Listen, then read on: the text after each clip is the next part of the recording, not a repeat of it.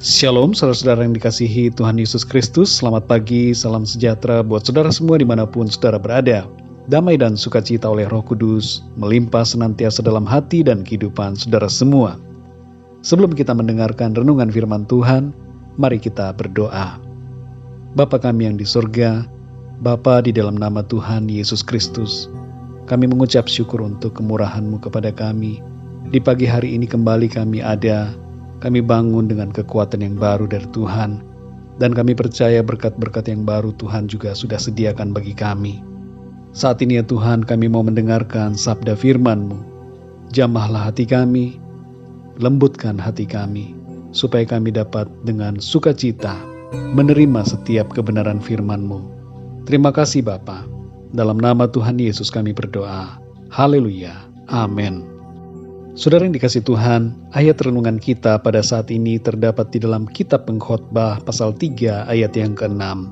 Tertulis demikian, ada waktu untuk mencari, ada waktu untuk membiarkan rugi, ada waktu untuk menyimpan, ada waktu untuk membuang.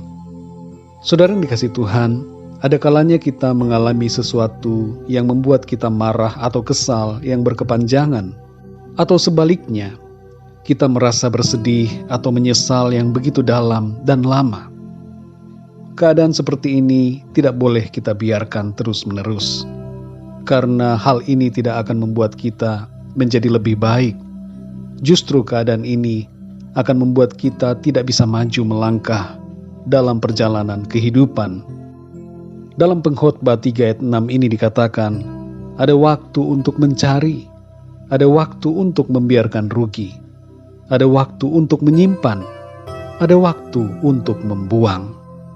Dengan perkataan lain, ayat ini berbicara bahwa ada saat di mana kita mendapatkan, tapi ada saatnya kita kehilangan. Ada saatnya kita menyimpan, dan ada saatnya untuk melepaskan. Mendapatkan dan menyimpan umumnya membuat kita senang, tapi kehilangan dan melepaskan seringkali adalah hal yang sulit.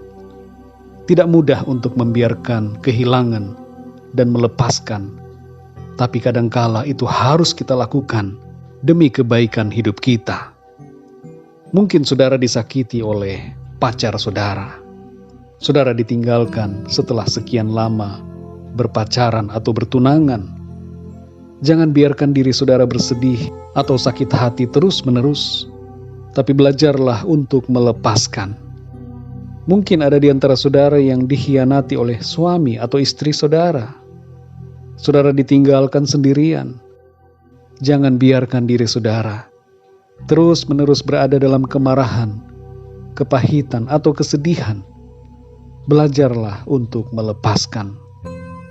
Kalau ada di antara saudara yang mengalami kehilangan sesuatu yang berharga, jangan biarkan diri saudara berlama-lama dalam penyesalan dan kekecewaan.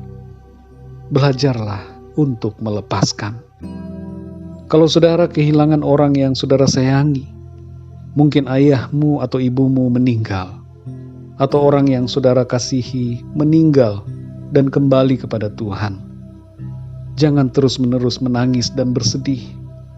Lepaskanlah orang yang saudara kasihi itu. Kalau masa lalu saudara membuat saudara begitu bersedih, atau marah, atau sebaliknya membuat saudara merasa begitu nyaman dengan masa lalu, dan menyebabkan saudara tidak bisa maju ke masa depan, saudara tidak bisa menikmati hari ini, waktu sekarang ini, ambillah tindakan untuk melepaskan masa lalu saudara. Dalam Pengkhotbah pasal 7 ayat yang ke-10 dikatakan, janganlah mengatakan, mengapa zaman dulu lebih baik daripada zaman sekarang? Karena bukannya berdasarkan hikmat, engkau menanyakan hal itu. Saudara yang dikasihi Tuhan, jangan biarkan diri kita hidup dalam bayangan masa lalu. Meskipun mungkin masa lalu itu begitu cemerlang, tapi hal itu tidak boleh membuat kita terpuruk di hari ini. Hari ini selalu lebih baik daripada hari kemarin. Masa depan kita selalu lebih baik daripada masa lalu. karena ada Tuhan yang menyediakan yang lebih baik buat kita. Mari saudara yang dikasihi Tuhan, hari ini belajarlah untuk melepaskan.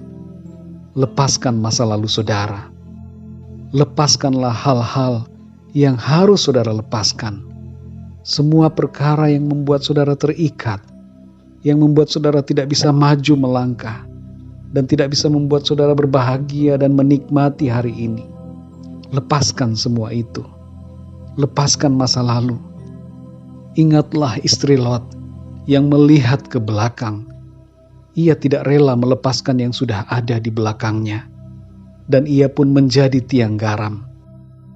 Saudara yang dikasihi Tuhan, perhatikan, ketika kita tidak bisa melepaskan apa yang harus dilepaskan, maka kita akan menjadi bagaikan tiang garam dan tidak bisa melangkah maju ke depan. Percayalah saudara, masa depan selalu ada, dan harapan kita tidak akan pernah hilang, karena ada Tuhan Yesus yang beserta dengan kita, dan menyediakan yang terbaik bagi kita semua yang percaya kepadanya. Saudara yang dikasihi Tuhan, hari ini mari ambil tindakan.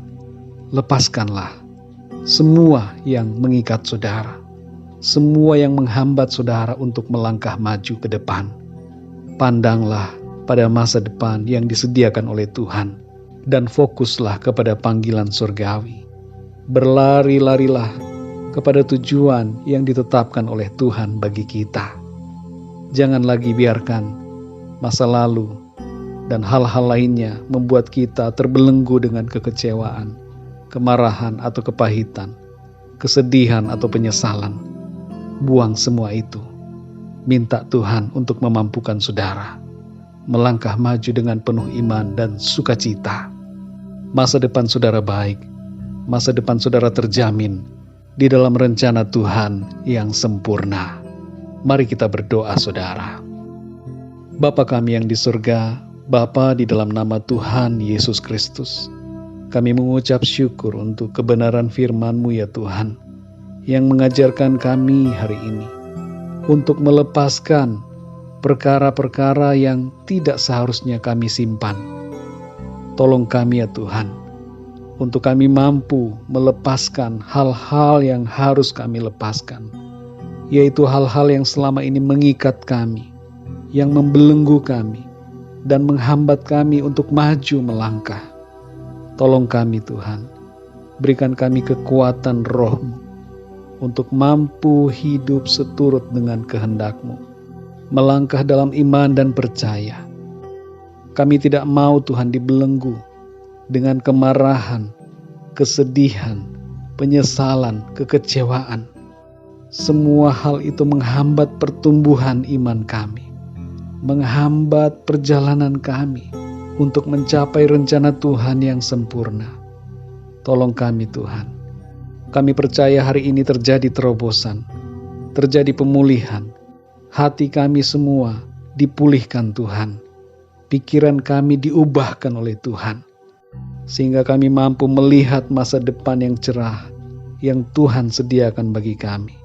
Terima kasih ya Tuhan, kami bersyukur untuk kebenaran firman-Mu. Meteraikanlah ya Tuhan itu semua di dalam hati kami, sehingga kami sungguh-sungguh hidup di dalamnya. Terima kasih Bapa, pimpinlah hidup kami di sepanjang hari ini, agar apapun yang kami kerjakan, semua yang kami lakukan, menyenangkan hati Tuhan, dan selaras dengan apa yang menjadi kehendak-Mu bagi kami. Terima kasih Tuhan, dalam nama Tuhan Yesus Kristus, Tuhan dan Juru Selamat kami berdoa dan mengucap syukur. Haleluya. Amin. Puji Tuhan, saudara yang dikasihi Tuhan, saya percaya firman Tuhan menjadi berkat dan kekuatan buat saudara semua. Dan Roh Kudus akan menolong saudara untuk lebih lagi memahami kebenaran firman Tuhan. Tuhan Yesus memberkati saudara semua. Sampai jumpa dalam renungan yang berikutnya. Haleluya.